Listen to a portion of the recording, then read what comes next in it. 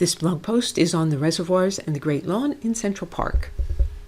Imagine standing in the center of that large open area behind the Metropolitan Museum of Art, taking a deep breath and sucking in water. For more than 2 centuries, Manhattan residents scraped by with only water from wells, ponds, and streams. Then in 1825, the Erie Canal opened. Want farmland in the West? The easiest way for an immigrant to get there was via New York. Want to produce and sell goods in America or across the ocean? Do it close to cheap shipping in New York. Want to get off the farm? New York's job market was booming. From 1820 to 1830, Manhattan's population doubled. 200,000 people were crammed into 4 or 5 square miles. The local water sources became contaminated. Cholera, dysentery, and typhoid fever killed thousands of people. In 1835, the City Council approved construction of the Croton Aqueduct. Engineer John B. Jervis designed a dam on the Croton River in Westchester. From there, water flowed gradually downhill to Manhattan through 41 miles of iron pipes protected by brick masonry. The pipes ran down the east side of the Hudson and across the East River at the High Bridge. The High Bridge and the water tower on its west end are still landmarks on the east side of Manhattan. From there, the pipes ran to the huge receiving reservoir in the middle of Manhattan. This reservoir was designed to allow dirt and sediment to settle out of the water after its trip through the aqueduct. The reservoir was 836 by 1,826 feet, with walls 38 feet high and 18 feet wide across the top. So you could actually drive a carriage around it. After 7 years of intense construction on this project, 150 million gallons of water poured into the receiving reservoir. On July 4, 1842, water flowed from the aqueduct into the Egyptian-style distributing reservoir, which is in this picture.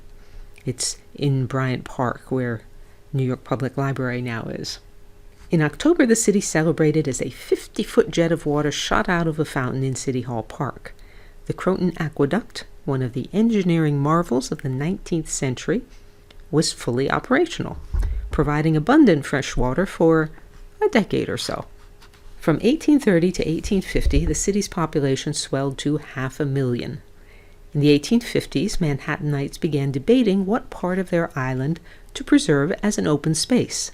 The Central Park edged out the competition because it held at its center the city's huge reservoir. The rules for the design of Central Park required competitors to allow space for a reservoir 6 times the size of the original, capable of holding 1 billion gallons of water. It was completed in 1862. In keeping with Olmsted and Vaux's vision for a pastoral landscape, the new reservoir had graceful curves rather than sharp angles. The original reservoir was drained, finally, in 1930. Rubble from the construction of Rockefeller Center helped fill the gaping hole.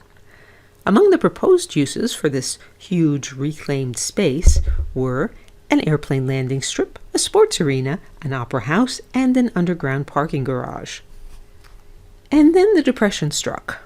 The huge Dust Bowl became a Hooverville, where hundreds of homeless men threw together shanties from boards, flattened gasoline cans, sheet iron, cardboard, whatever was handy and free.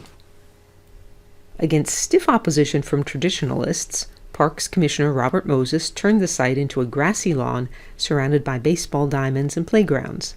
The Great Lawn is now one of Central Park's largest open spaces. The only trace of the old reservoir is tiny Turtle Pond, which is right beside the Belvedere. DianeDuranteWriter.com has hundreds of posts on sculpture, painting, Central Park, and my other obsessions.